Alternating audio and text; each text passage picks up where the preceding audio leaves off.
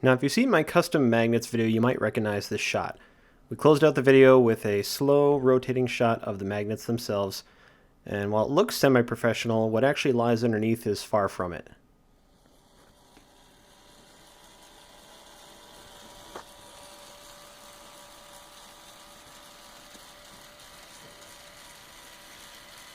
As we back up here, we've just got a piece of wood rotating on top of a custom-built Lego turntable. Now, I didn't have a turntable, but I had a decent collection of Legos, most of which are from my childhood. So if you're a parent watching this video, save your kids' Legos. They're awesome. So we start off with a 9-volt battery pack.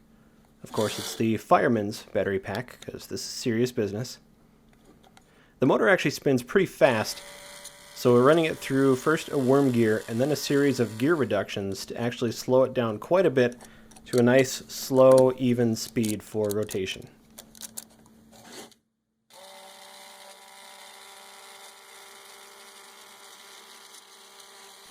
Now this is only driving one wheel, so I knew I'd need more wheels to support the platform as it spins around.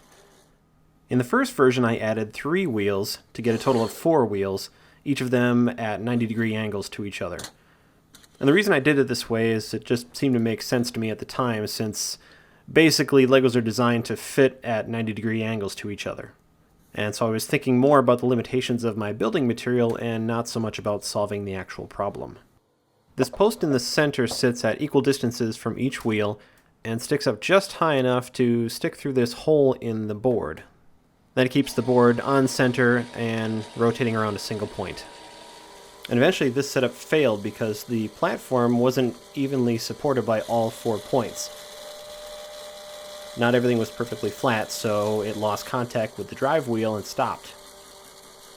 So to get this thing working, I actually took one of the wheels out, but then it would be unsupported on one side, so I did some more digging and found some rotating pieces that I could stack up in the middle that would allow me to take my other 2 wheels and space them out evenly around the circle.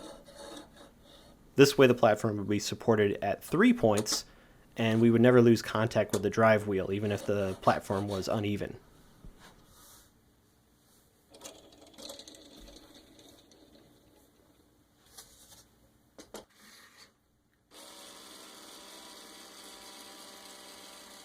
Now, to actually get the close-up shot that I wanted, I had to get my camera positioned directly above the rotating platform.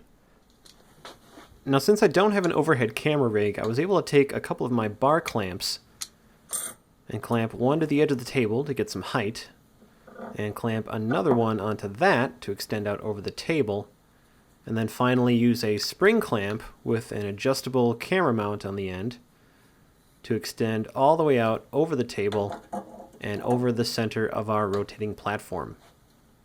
So in the end, we've got a nice, smooth, rotating shot. It looks semi-professional, and even though everything behind the scenes is cobbled together, it worked. Got the job done. There's a little bit of wobble in the platform, so I may upgrade this in the future, build something more permanent, but for the purpose of this video, not too bad for something that I threw together while I played with my kids. Thanks for watching.